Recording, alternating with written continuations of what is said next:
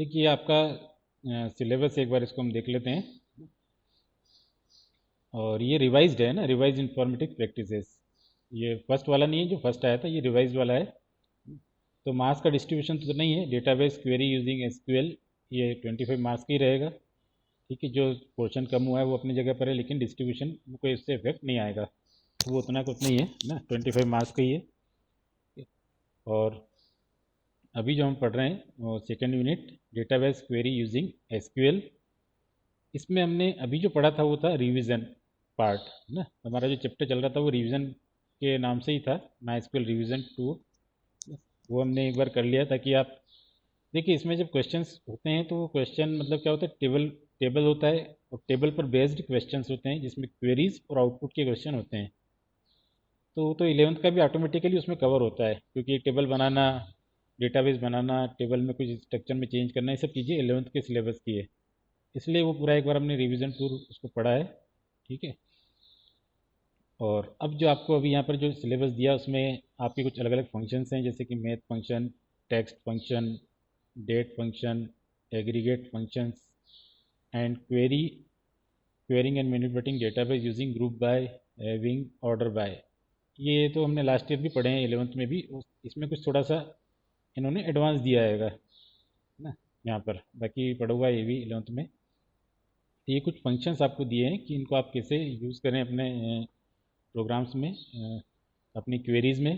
ठीक है, और अगर कोई प्रोजेक्ट वगैरह बना रहे हैं तो उसमें आप कैसे इनको यूज़ कर सकते हैं।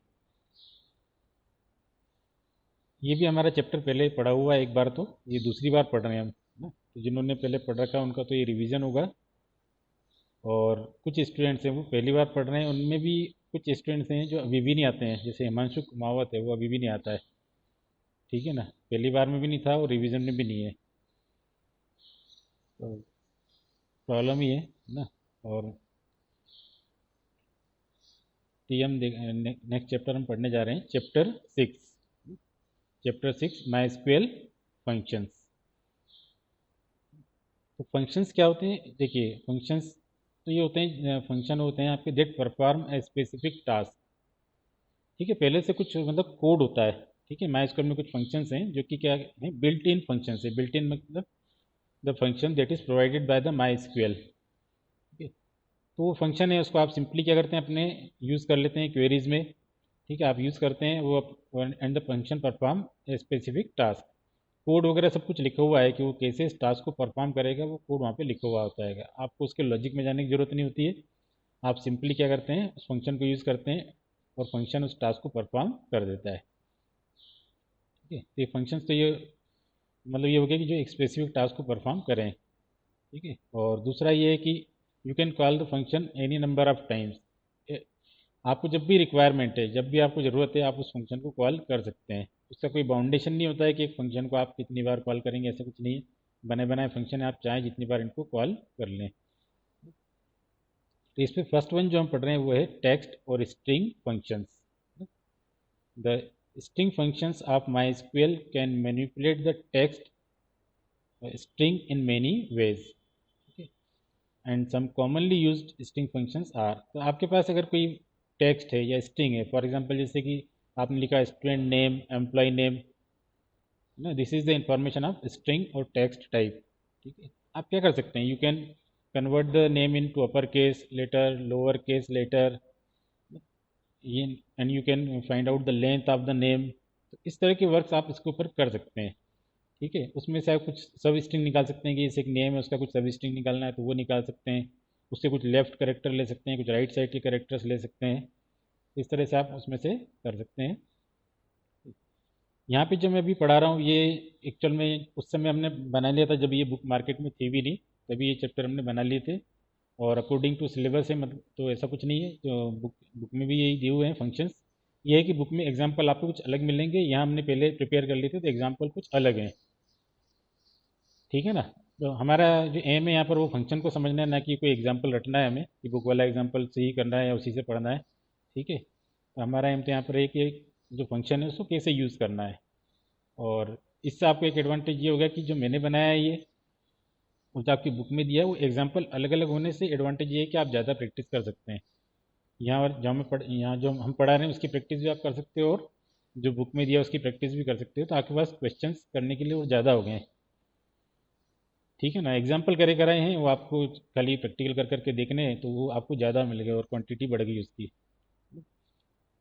ठीक है, तो इसको आप कैसा मैच करेंगे कि ये यूकेस फंक्शन में सर ने जो एग्जांपल लिया है, बुक का एग्जांपल अलग है, तो ऐसे मैच नहीं होगा ये, क्योंकि ये अलग समय पे तैयार हुई थी और बुक बाद में आपकी आई है ना, तो वो कोई मैटर नहीं है और आपकी प्रैक्टिस ज़्यादा हो जाएगी उससे। तो फर्स्ट वन है यहाँ पर यूकेस फंक्शन। यूकेस फंक्शन या फिर आप यूज़ कर सकते हैं अपर। ठीक है, मतलब you can write any of the name UCASE और upper, and it takes one argument S T R. S T R मतलब यहाँ पर आपको एक स्ट्रिंग पास करेंगे। ठीक है ना, कोई टेक्स्ट यहाँ पर पास करेंगे, then it convert the string into upper case. तो ये इसके नाम से समझ में आ जा रहा है हमें, अपर मतलब कि अपर केस में कन्वर्ट करता होगा ये, है ना, ये समझ में आ रहा है हमें।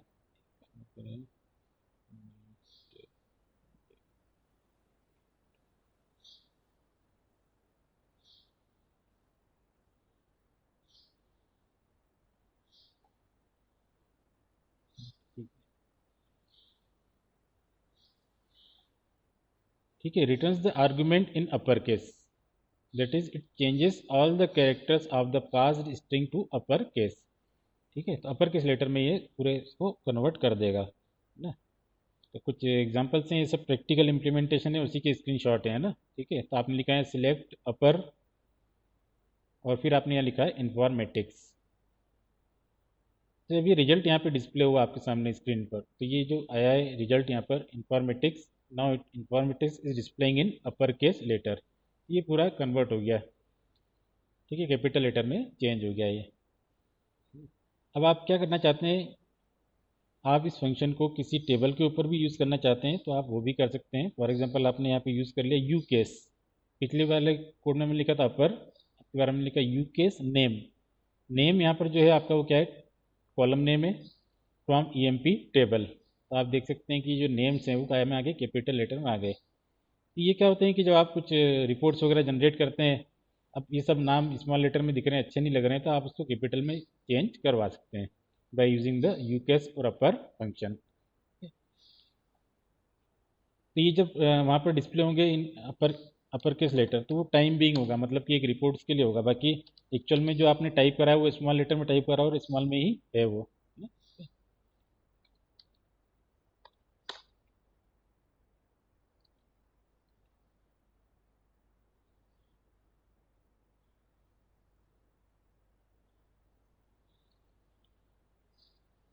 ठीक है, ये आपने लिख दिया यहाँ पर सिलेक्ट अपर, और यहाँ कर दिया आपने, कर दिया है के we Mansoor.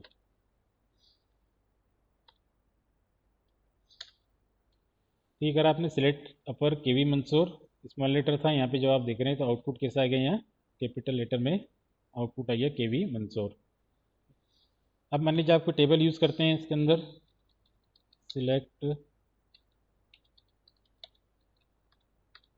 Select star from E M P, तो यहाँ पर आप देखें कि नेम कॉलम में फर्स्ट लेटर जो है यहाँ पर वो कैपिटल है, बाकी सब स्मॉल है। And now you want to convert this letter into upper case letter, तो आप यहाँ लिखेंगे सिलेक्ट, और आपकी बार आपने एक और जो उसका नेम दिया था यू केस, तो वो यूज़ कर लिया U case name from E M P.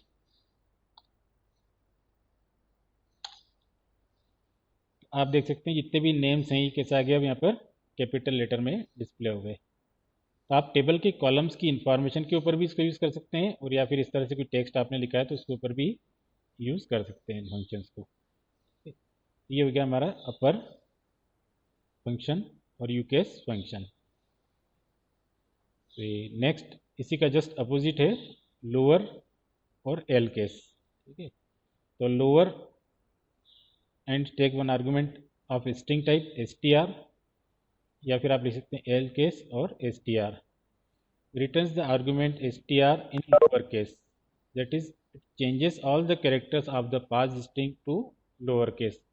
ये लोअर केस में सब कुछ चेंज कर देगा। ठीक है, तो इसको हम देखें या जाएं, ये मैं लिखा सिलेक्ट लोअर लिखा हमने केवी मंसूर। अब देख सकते हैं यहाँ हमने टाइप किया था in capital letters and now it is displaying in small letters. ये स्मॉल लेटर में यहाँ पर आ गया, इस तरह से आ गया। और मान लीजिए आपकी टेबल के कॉलम के ऊपर हम अप्लाई करना चाहें तो वो भी कर सकते हैं। टेबल के कॉलम के ऊपर अप्लाई, ये आपके टेबल की कॉलम है, इसमें जो नेम्स है वो उसका फर्स्ट लेटर कैपिटल है। तो मान लीजिए आपने लिख दिया यहाँ select L case name from EMP table. तो ये जितने भी नेम्स है ये सब क्या आ गया, स्मॉल लेटर में आ गए। मतलब जो फर्स्ट लेटर कैपिटल था वो भी स्मॉल हो गया, बाकी तो खैर इसमें स्मॉल में ही थे। तो इस तरह से हो गया ये। तो ये लोअर केस और एल केस फंक्शन हो गया। फिर नेक्स्ट है आपके पास में sub string function. Sub string and it's takes 3 argument str m और n, ठीक है। या फिर आप इसको यूज़ कर सकते हैं सब str and str m n, और या फिर आप लिख सकते हैं मिड str m n, ठीक है। मतलब कि आप इसमें कोई ऐसा भी नाम लिख लें, सब स्ट्रिंग लिख दें, सब str लिखें या मिड लिखें, it perform the same work. अब क्या है यहाँ पर देखिए, रिटर्न्स n कैरेक्टर्स जो आपको यहाँ पर मिलेंगे एज ए रिजल्ट, वो मिलेंगे आपको n कैरेक्टर्स। यहाँ पे मान लीजिए फॉर एग्जांपल आपने 5 लिखा है n के प्लेस पर, तो आपको एज ए रिजल्ट 5 कैरेक्टर्स मिलेंगे। Returns n character starting from the mth character of the string. आपका जो भी स्ट्रिंग है उसके mth कैरेक्टर से, आपने ऐसा लिखा कि मान लीजिए कि आपने यहाँ लिखा 3, तो वो जो आपका स्ट्रिंग है उसके 3rd कैरेक्टर से स्टार्ट होगा। और n आपने लिखा 4, मतलब 3rd कैरेक्टर से स्टार्ट होके 4 कैरेक्टर वहाँ पर एक्सेस होंगे उस स्ट्रिंग के, स्ट्रिंग str के, ठीक है। If the 3rd argument n is missing, अब इसमें ये भी ऑप्शन है कि आप चाहें तो 3rd आर्गूमेंट लिखें या नहीं लिखें, ऐसा भी आप कर सकते हैं। Then string from the mth position the rest of the string is return. अगर मान लीजिए आपने इस n को नहीं लिखा और आपने केवल इतना लिखा कि आपको 3rd कैरेक्टर से स्ट्रिंग का कुछ पार्ट चाहिए, तो फिर वो एंड ऑफ स्ट्रिंग का मतलब है कि 3rd से लेकर अगर वो स्ट्रिंग में मान लीजिए 12 तक है, तो वो 3rd से लेकर 12 तक के कैरेक्टर्स वहाँ पर क्या होंगे, एज ए रिजल्ट आपको मिलेंगे। And if m is negative, m जो होता है वो पॉजिटिव और निगेटिव दोनों हो सकता है, ठीक है। ये सब चीज़ें ऑलरेडी डिफाइन होती है फंक्शन की डेफिनेशन में। तो m को आप निगेटिव भी लिख सकते हैं। If m is negative the beginning of the sub string is the mth character from the end of the string. तो उस केस में क्या होगा कि ये स्ट्रिंग के एंड से, मतलब कि ये जैसे ये स्ट्रिंग है, सब स्ट्रिंग लिखा हुआ है, तो इस तरफ से GNI, इस तरफ से अब क्या होगा, राइट साइड से यहाँ पर आपको एज ए रिजल्ट रिटर्न करेगा the beginning of the string is the mth character from the end of the string. तो राइट साइड से आपको कुछ स्ट्रिंग रिटर्न करेगा। तो ये जो फंक्शन है यहाँ पर सब स्ट्रिंग, सब स्ट्रिंग मतलब इसके नाम से ही समझ में आ रहा है कि you want to get the sub string from a given string, ठीक है। तो कुछ पार्ट आपको निकालना है। फॉर एग्जांपल जैसे एक डेट लिखी हुई है, ठीक है, आज की डेट है जैसे कि 26, ये लिखी हुई है 26/8/2020। अब मान लीजिए आप इसमें से कुछ पार्ट निकालना चाहते हैं, तो इसकी हेल्प से आप निकाल सकते हैं, ठीक है ना। आप चाहें कि केवल डेट आ जाए, आप चाहें कि केवल मंथ वाला पार्ट एक्सेस हो जाए, या आप चाहें कि केवल ईयर वाला पार्ट एक्सेस हो जाए, तो इसकी हेल्प से आप वो काम कर सकते हैं। या कोई नेम है उसके बीच में से कुछ इन्फॉर्मेशन निकालनी, तो वो आप निकाल सकते हैं। यहाँ पर एक एग्जांपल दिया है आपके सामने। एग्जांपल है सिलेक्ट सब स्ट्रिंग, और सब स्ट्रिंग के बाद में दिया आपको इन्फॉर्मेटिक्स 3, यहाँ लिखा इन्फॉर्मेटिक्स 3। तो इन्फॉर्मेटिक्स तो हो गया गिवन स्ट्रिंग, और आपने लिखा है -3, -3 मतलब you want to get the sub string from 3rd character. तो 3rd कैरेक्टर अब जो आप काउंट करेंगे इन्फॉर्मेटिक्स में, तो वो होगा आई तो होगा फर्स्ट, एन होगा सेकंड और एफ होगा 3rd, ठीक है। तो 3rd होगा एफ, वहाँ से लेके अब आप देखिए कि इसमें एन मिसिंग है। यहाँ पर आपने पास किए 2 आर्गूमेंट्स, जबकि यहाँ पर according to function you can pass 3 arguments, ठीक है। तो 3rd वाला पास नहीं किया आपने, 3rd वाला पास नहीं किया है मतलब आपने ये नहीं बताया कि how many characters you required. ये तो बताया कि from where you want to get the string, लेकिन अब कितने कैरेक्टर्स लेने हैं वो आपने नहीं बताया। जब आप इस तरह से नहीं बताएंगे तो उस केस में क्या होगा कि थर्ड से स्टार्ट करेगा और एंड ऑफ स्ट्रिंग तक आपको एक रिजल्ट प्रोवाइड करेगा। इसलिए यहाँ पर जब एफ से इसने इसको स्टार्ट किया तो एफ से लेके एस तक पूरा आपको एज ए रिजल्ट क्या मिल गया यहाँ पर, एफ से लेके एस तक का पूरा रिजल्ट आपको यहाँ पे मिला है। फॉर्मेटिक्स इस तरह से लिखा हुआ आ गया है।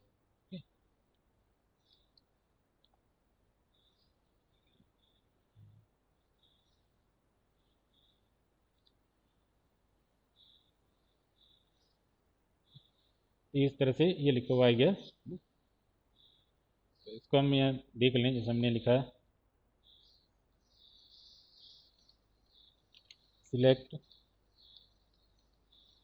सब स्ट्रिंग, और आपने ऐसे लिख दिया फॉर एग्जांपल के वी मंसूर, और अब आपने लिखा 4 कोमा, इस तरह से आपने लिख दिया। ठीक है, तो आप देख सकते हैं आपने कहा 4 कोमा। ठीक है, तो 4 कोमा लिखा आपने, तो आपको एज ए रिजल्ट यहाँ पे मिला है मंसूर। ठीक है, ये आपको एज ए रिजल्ट मिला मंसूर। और उसका कारण क्या है यहाँ पर, देखिए के तो हो गया आपका फर्स्ट कैरेक्टर, वी हो गया सेकंड कैरेक्टर, थर्ड कैरेक्टर हो गया स्पेस, एंड फोर्थ कैरेक्टर हो गया मंसूर का एम। अब आपने ये नहीं बताया कि फोर्थ से लेके कहाँ तक लेना है, तो इसने पूरे को ले लिया यहाँ से, तो यहाँ पे आपको दे दिया इसने मंसूर पूरा पूरा रिजल्ट। और मान लीजिए आप इसे बता देते इसको कि फोर्थ कैरेक्टर से लेना है and the required characters are 4, ये भी बता दिया आपने। ठीक है, 4 4, तो ये क्या देगा आपको यहाँ पर मंद, ये मंसूर का मंद दे दिया इसने। ठीक है, हमारे सर भी बोलते रहते हैं।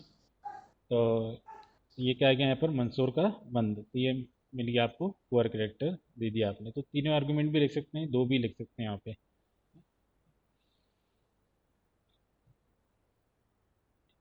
ये लिख दिया, और ऐसे भी लिख सकते हैं आप, जैसे ये लिखा हुआ है यहाँ सिलेक्ट सब स्ट्रिंग इंफॉर्मेटिक्स फ्रॉम 6, मतलब कौन से कैरेक्टर से लेना है, ऐसे भी लिख सकते हैं ना, फ्रॉम 6 जैसे लिखा है यहाँ पे ना। आप जैसे यहाँ जाएं और ये ले लिया हमने यहाँ फ्रॉम 4 ले लिया। ठीक है, किसी का माइक चालू है, ये फ्रॉम 4, तो वही लेगा सॉरी आएगा, फोर्थ कैरेक्टर से स्टार्ट होगा। फ्रॉम कीवर्ड आपने लगा दिया अपनी तरफ से, और कुछ नहीं है। इस तरह से भी इसको वेरिएशन यूज़ कर सकते हैं इसका, एक फ्रॉम लिख के। चलिए, तो आज की क्लास हम यहीं पे एंड कर रहे हैं।